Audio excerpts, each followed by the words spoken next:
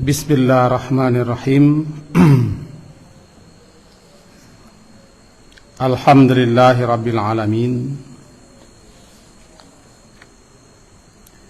Wa bihi nasta'in ala umurid dunya waddin.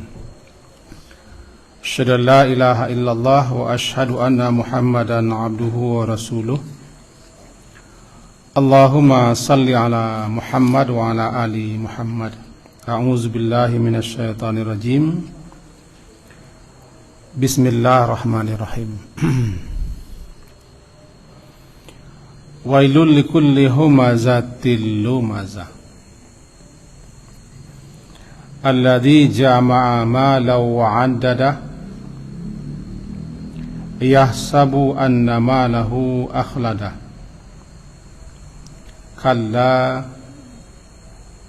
la yumbadanna fil hutamah. Bapak dan ibu-ibu, semalam kajian kita, apabila seseorang sudah mati atau wafat, masih ada hal-hal yang bermanfaat, berguna, dan masih mengalir kemanfaatannya untuk orang sudah mati itu. Antara lain adalah sedekah jariah, ilmu yang dimanfaatkan, anak saleh yang ditinggalkan, masjid yang dibangun, mushaf atau Al-Quran yang diwariskan, yang dibagi-bagikan, air sumur yang digali, rumah untuk orang yang tidak punya rumah yang dibangun, kemudian meninggalkan rintisan-rintisan yang baik, lalu dilanjutkan orang rintisan itu, termasuk ke dalamnya istighfar anak, doa anak,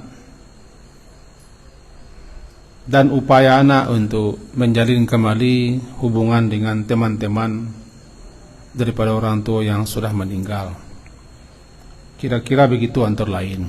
Berarti yang sudah mati masih bisa menikmati. Sebaliknya yang sudah mati pun juga bisa merasakan akibat daripada perbuatan-perbuatan jelek yang ditinggalkan, yang diwariskan, yang diajarkan oleh orang itu ketika hidup. Maka malam kini kita sambung kaji kita. Judulnya ada tiga penyebab yang sering dikerjakan orang sehingga nya mengalami azab atau siksa di kuburnya. Yang pertama dulu, siksa kubur itu pasti ada, karena Nabi sendiri yang mengajarkan kepada kita doanya, Allahumma inni a'udzubika min adzabil qabri wa min adzabi jahannam wa min fitnatil mahya wal mamat wa min syarri fitnatil masih dajjal. Dibaca sebelum salam. Setelah innaka hamidum majid, ya Allah, aku berlindung kepadamu daripada azab kubur, daripada azab jahannam, daripada fitnah ujian hidup dan mati, dan daripada buruk jahatnya fitnah yang ditimbulkan oleh dajjal. Bahkan dalam doa lain, ketika salat jenazah pun disebutkan azab kubur. Wa adkhilhul jannah wa a'idhu min adabil qabri wa adabin nar. Itu juang doa Allahumma fillahu warhamhu. Masukkan dia ke dalam jannah, dalam surgamu ya Allah, dan lindungi dia daripada azab kubur. Kemarin yang sudah lalu kita sampaikan ketika Nabi duduk di sisi kubur, sewaktu mayit sudah dimasukkan ke kubur, beliau perintahkan orang banyak, ista'idzu billahi min adabil qabri. Berlindunglah kamu semua kepada Allah daripada azab kubur. Berlindunglah kepada Allah daripada azab kubur.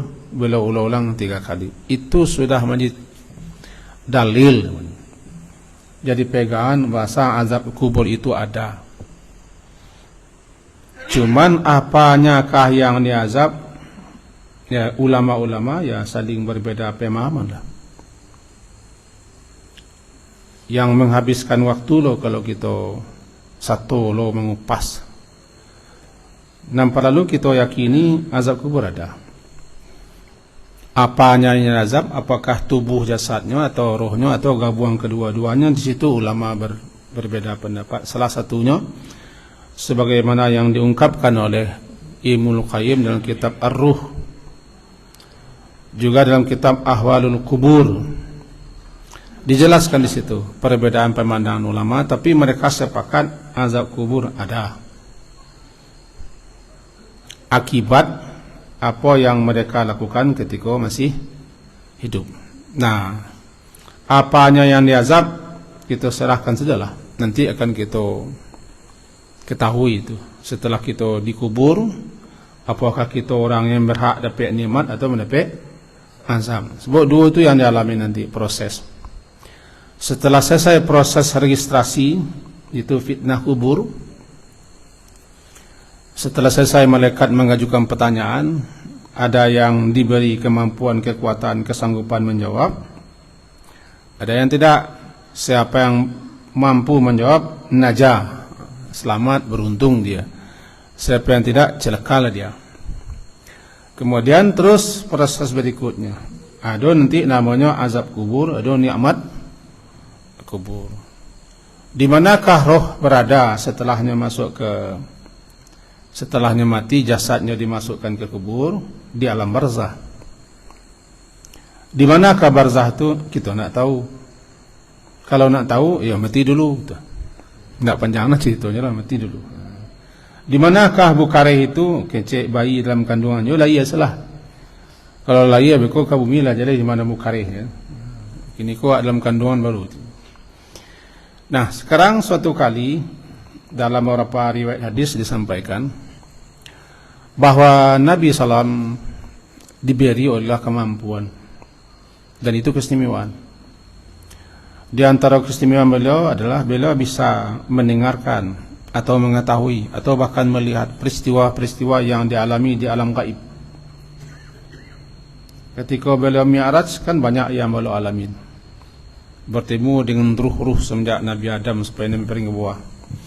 Dan bahkan beliau dalam perjalanan itu melihat aneka macam peristiwa yang terjadi di alam gaib. Linuriyahu min ayatina. Karena Allah yang memperlihatkan kepada beliau sehingga beliau mampu melihat. Begitu juga kadang beliau diberi oleh Allah suatu kemampuan mendengarkan atau mengetahui anan dialami oleh orang-orang yang berada di kubur. Salah satunya adalah sewaktu beliau berjalan bersama sahabat melewati kubur. Ada beberapa hadis itu kita ambil secek dan kita ringkas. Kata beliau kepada sahabat-sahabat, innahuma yu'adzabani wa ma yu'adzabani fi kabirin. Iko penghuni kubur sedang diazab, sedang disiksa. Berarti sahabat nak tahu. Berarti sahabat-sahabat Nabi tidak mendengar, walaupun nyo sama-sama berada di situ dengan Rasulullah. Hanya Rasulullah yang tahu dan yang diberi tahu. Sehingga beliau sampaikan kedua-dua penghuni kubur sedang diazab, sedang disiksa. Wa ma yu'adzabani fi kabirin. Keduanya diazab, keduanya disiksa, bukan lantaran hal yang besar. Ada dua pemahaman ulama dalam menjelaskan fi kabirin. Pertama, menjelaskan sabananya bukan lantaran dosa besar mereka diazab, apalagi dosa besar. Yang kedua, memahami mereka kok diazab lantaran karena mereka menganggap tidak besar, sebenarnya besar akibatnya. Mereka anggap remeh, mereka anggap sepele, mereka anggap enteng perbuatan itu, sehingga akibatnya sangat besar. Jadi mereka memandang tidak besar, sebenarnya besar akibatnya. Itu gunjang. dan yamshi bin namimah. Jadi ghibah dan yamshi an namimah. Yang ketiga, tidak mensucikan diri daripada buang yang kecil. Kita fokus ke situ. Yang pertama kata beliau, hadisnya bisa saja kita gabung-gabung. Yang satu, yamshi bin namimah. Yamshi ko berjalan. Namimah madu, masuang memindahan kecek kebari. Dengar kecek siko diopor kebari. Dengar di siko diopor ke siko. Namanya adu domba. An-namam namimah. Al-qattat, al-adat ya. Di namanya itu dikecekkan namimah. Karenanya duduk di satu kelompok, satu di kelompok itu. Di dengannya kelompok itu, disimaknya, beko pailah kelompok lain, disampaikannya berita. Di dengalis itu pindah kembali. Jadi kerajo memindah-mindahan, sehingga orang bantu-antu, basiranga, batangka, bermusuhan. Karajo yamshi, berjalan ke sana ke sini, membawa berita-berita. Kalau bahasa kami namanya sanduk gadang pambok kuah. Sanduk gadang pambok kuah. Tadi tahu sanduk mai-mai. Sanduk tekong siko. Dibawa kembali. Disadinnya, disawaknya siko, pindahlah ke bari. Jadi sanduk kadang pembok kuah, tukang salin kecek. Sekarang ditambah-tambah, dilepong-lepong seketik-seketik, makin kadang.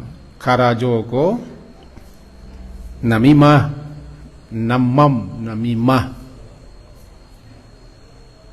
Dalam ayat berbunyi namam.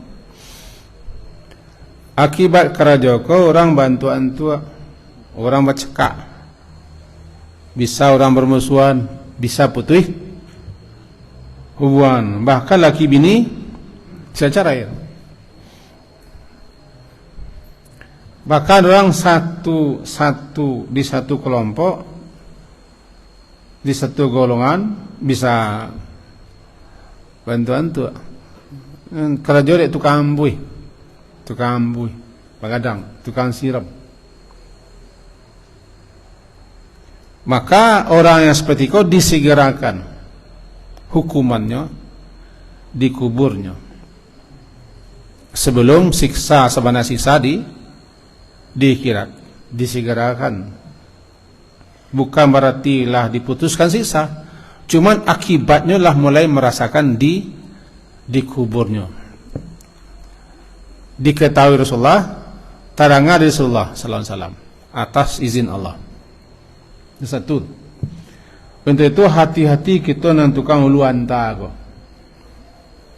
Tukang ulu anta, tukang salin, tukang pindahan, tukang japui, tukang anta, ulu anta, uluan kasiko anta kembali, japui pindah. Tu sekarang jo, yamshi bin namimah. Yang kedua namanya ghibah. Ghibah gaib tidak hadir, gaib tidak ada. Ini tak datang kini namanya gaib. Ketidakdatangannya gaib, yang tak datang gaib, yang datang hadir. Budi hadir Pak. Atui gaib Pak. Gaib tidak ada, tidak datang, tidak hadir. Jadi menyebut orang,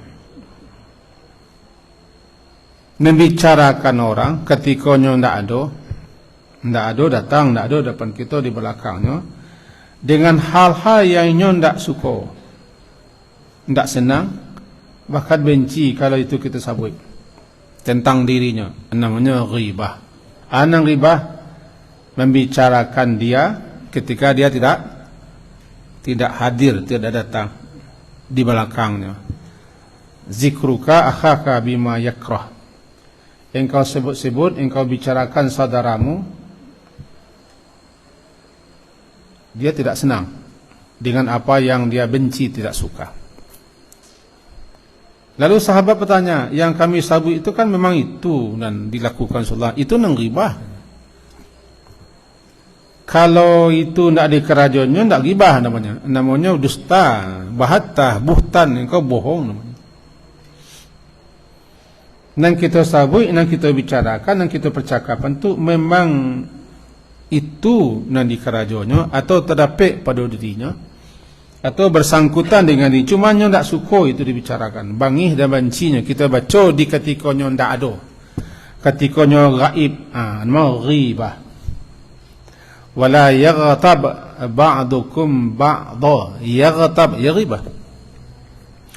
Ghibah kon orang terjemahan bahasa kita gunjiang, badang uang gunnya tu gunjiang. Orang terima bahasa gunjiang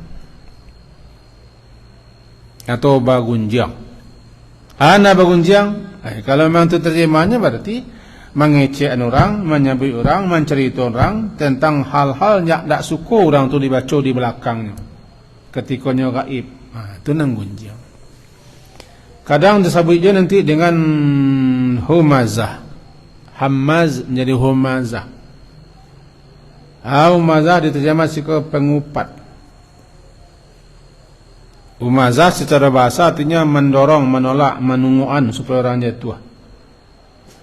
Mendorong, menunguan, menolak supaya orang jatuh. Sebab hamzu artinya menolak. Hamzu ad-daf'u, menolak. Jadi kita sabui orang, kita baca-baca orang aibnya, cacat celanya, kekurangannya, kelemahannya, pokoknya hal yang berkaitannya ketika di belakang. Dengan menyebut-nyebut itu tujuan kita untuk menjatuhnya. Apa nama humazah? Humazah. Sebab tujuan membicarakannya memang mendorongnya supaya jatuh. Asal mulanya mendorong orangnya tangan jatuh. Kini didorong orang yang muncung. Dia kecek, dia cerita supaya jatuh kehormatannya, jatuh kemuliaannya tengah-tengah masyarakat. Memang yang itu tujuannya. Apa nama lah humazah. Deklah hobi dek itu keraja kena sakit kepala, bertambah ta di belakangnya humazah. Ta itu menunjukkan mubalaghah. Itu keraja kalau ndak mengecek ni agak sari sakit kepalanya. Humazah. Tapi kalau sekali dua kali tidak humazah namanya. Teragak sesekali ya gunjang, sesekali. Paling-paling madosa. Kena do ndak bergunjang ko sakit kepalanya. Kalau sakit kepala ndak gunjang sari kuahnya. Sakit kepalanya. Gunjang. Kalau lah kecanduan humazah, tanya itu menunjukkan mubalaghah. Kalau pelaku banyak hammaz. Jadi tujuannya menjatuhkan orang. Jadi dengan begitu, kapan saja kita bicarakan orang di belakang dirinya, ghibah. Dan ghibah akibat ghibah telah mulai dirasakan di kubur,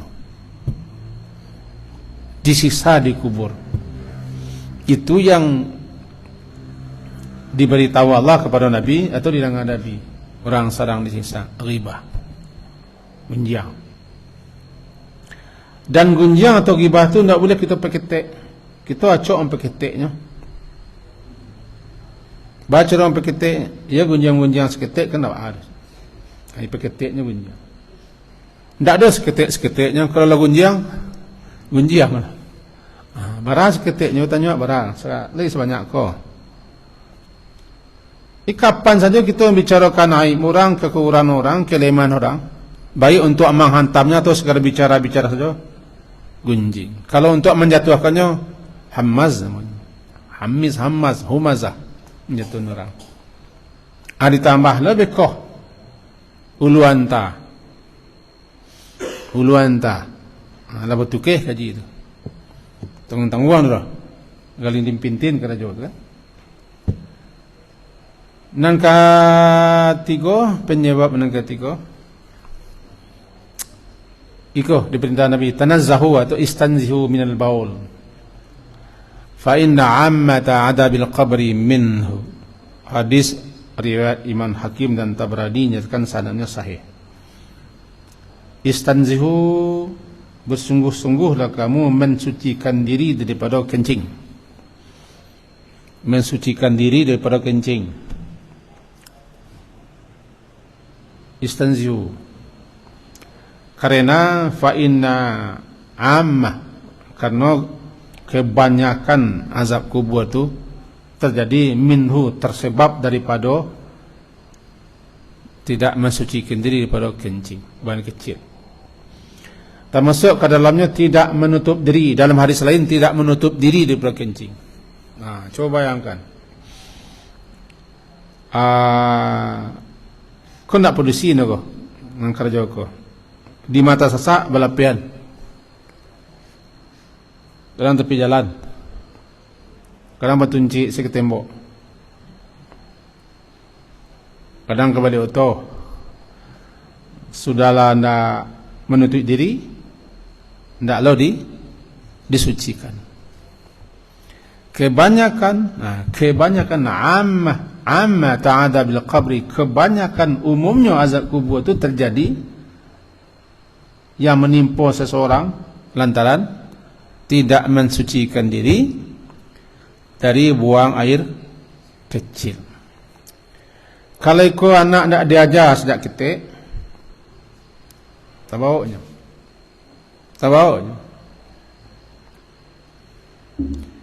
Selagi orang tu bernajis badannya, tidak bersihnya daripada najis, maka ketika itu setelah buang air tidak bersih, buat najis. Buat najis. Ada yang menarik. Bu pernah baca suatu konten. Ada salah seorang yang masuk Islamnya gara-gara kencing. Inya ko lah tua, tapi walaupun lah tua, nya ingin bekerja untuk mengisi waktu tu, dan nya tidak mau diam, nya harus bergerak. Maka mendaftarannya tukang bersih dan tukang cuci di suatu apartemen mahasiswa di London, termasuknya laundry, membersih-bersihkan kain. Lalu suatu ketika datanglah mahasiswa baru yang kebetulan mereka dari Timur Tengah. Tentunya ikutlah membersih-bersihkan pakaian dan melondri. Tercengangnya, beda baun pakaian kau dengan pakaian mahasiswa lain. Herannya, bama kau lain. Pakaian orang-orang lain tu ami, pun patai, pun jariang. Tapi di Inggris tak ada patai dah. Pokoknya tambu pesing selesai ganji ya boy. Cenggangnya. Maka singkat cerita tanya, kenapa itu? Dengan minta maaf, jadi kenapa mahasiswa-mahasiswa kok pakaiannya tidak berbaun? Ditarangnya kami diajari oleh agama kami, setelah buang air itu harus membersihkan diri, mensucikan diri. Kami diajar semenjak kecil. Tertariknya, itu ajaran agama kalian ya. Sebab nanti bayang nusan mau ke Islam ku teror. Penasarannya dipelajari Islam masuk Islam. Lah tu produksi lah. Jadi terlalu banyak kalau dikaji manfaat, faedah, hikmah, fadilah, keutamaan di balik kita diperintah mensucikan diri setelah buang air. Namanya kadang-kadang istinja, kadang-kadang namanya istinja, istibra, istitabah, macam-macam nama, tapi intinya sama, membersihkan diri setelah buang air kecil daripada najis. Nah, orang yang tiga ko masih banyak penyebab lain, tapi nanti tiga ko umumnya. Yang pertama, tukang adu domba, sangat berbahaya. Yang kedua, menggibah, yang tadi gibah. Yang ketiga, tidak mensucikan diri setelah buang kecil, termasuk tidak menutup diri. Kau bisa nanti dicari dalam syarah kitab Bulughul Maram, namanya Tawdihul Ahkam kitabnya. Ada 8 jilid. Nah, di jilid pertama diterangkan bahwa hadisnya bicara tidak mensucikan diri sekaligus tidak menutup diri. Mencakau ke jiwa. Di mata sasak lepeh. Ada yang bisa ditembak, ditembakan. Tiba ditunggal istri, bisa lapuk tunggal istri.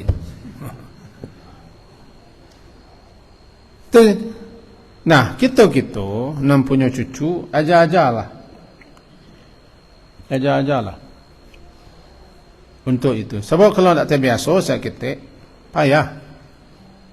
Ndaknya ndak tu. Payah melatih diri. Kita lama dulu di pesantren sebagai kepala asrama. Ndak di sini lah, dulu tahun 90-an. Itu memang jendela, pintu-pintu keluar tu kalau pagi-pagi lah baun. Anak-anak tu nak teraja sendiri. Jago malam lepeh entah di mari basuhnya.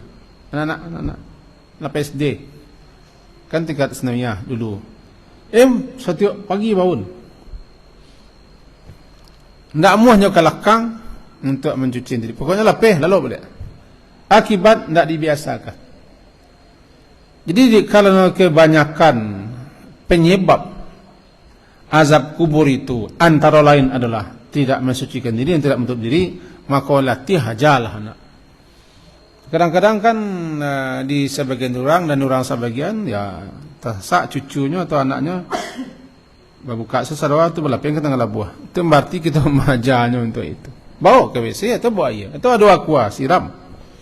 Bawa sejak ketik dah jangan atau bawa ketik. Kesimpulan yang terakhir tentang azab kubur. Balik kita kadang tadi. Ketika Nabi selesai membicarakan itu, beliau minta pelepah korma. Kemudian beliau bagi 2. Satu beliau tancapkan ke kubur yang satu lagi ke kubur yang lain. Kata beliau, la'alla, mudah-mudahan semoga azabnya diringankan oleh Allah selama pelepah kormako alun kering leh. Beliau mengawali kata beliau dengan la'alla, taraji. Beliau berharap. Nah, kata para ulama-ulama, lebih-lebih ulama yang bermazhabkan Hambali, umumnya ulama-ulama Arab Saudi dan guru-guru kita, ustaz-ustaz kita yang tamat di Sinan, mengatakan itu hanyalah khususiat untuk Nabi, bukan untuk semua orang.